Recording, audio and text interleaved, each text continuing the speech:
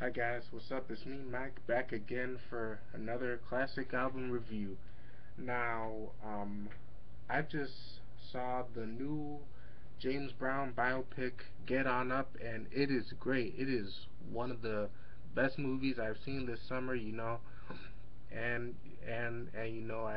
I think I put it right up there with other biopics like Ray and Walk the Line, 'cause it's just great. You learn a lot about James Brown, like where he came from and how he became what he was. All the great songs that he created. It's just a great biopic.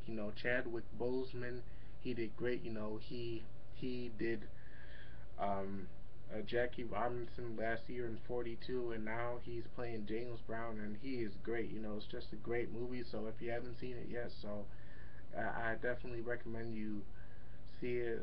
And so today I'm going to review a James Brown album. Now, now I'm going to do a little quick backstory on James Brown. Okay, James Brown, born 1933 in Augusta, Georgia. When he was 6, his mother left him, and then his father went to the army, and so he was left to be taken care of by his aunt. And when he was 16, he stole a suit and got arrested. And while he was in prison, he met Bobby Byrd, who was the lead singer of a gospel group called the Gospel Starlighters, and and he and Bobby Byrd and his family paid for his bail. And so when James got out of prison, he joined Bobby Byrd's group, and they became the famous Flames. And James Brown quickly took over as the lead singer. And so 1956, they recorded their first big hit, Please, Please, Please, and they followed it up with Try Me in 1958. And so then by the early 60s, James Brown had become a pretty big R&B star, and by 1962 he had some big hits, and so by that time in 62 he had decided that he wanted to record a live album, but but the owner of his record label, King Records, named Sid Nathan, he was opposed to this idea because he thought that live albums didn't sell, and and he said that people wouldn't buy albums of songs, albums that didn't have new songs. But James proved him wrong, and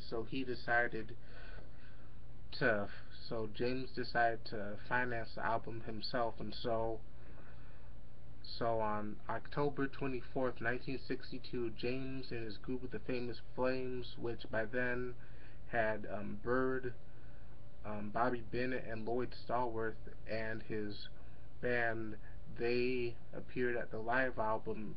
That they appeared at the Apollo Theater, and they performed their hits such as Please, Please, Please, Try Me,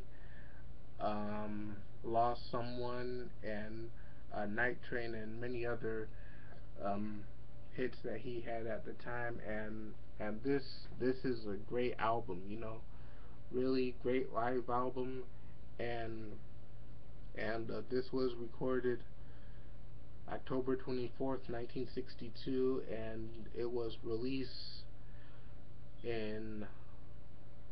released on May of 1963, and it became one of the first R&B albums to hit the pop charts. Yes, and it stayed on the charts six, for 66 weeks and became James Brown's first successful first hit album. This is a It's a great album. um, and it paved the way for a lot of other live albums that came after, you know, and this is like required for anyone who loves music, anyone who wants to get into music should should get this album because it is a great legendary landmark album, and it's great for people who want to who have never experienced James Brown's live show. This is a chance to experience James Brown live, and this is probably like the best live album and one of the greatest albums of all time.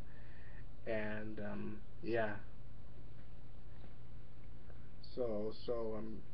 I would definitely recommend getting James Brown live at the Apollo 1962.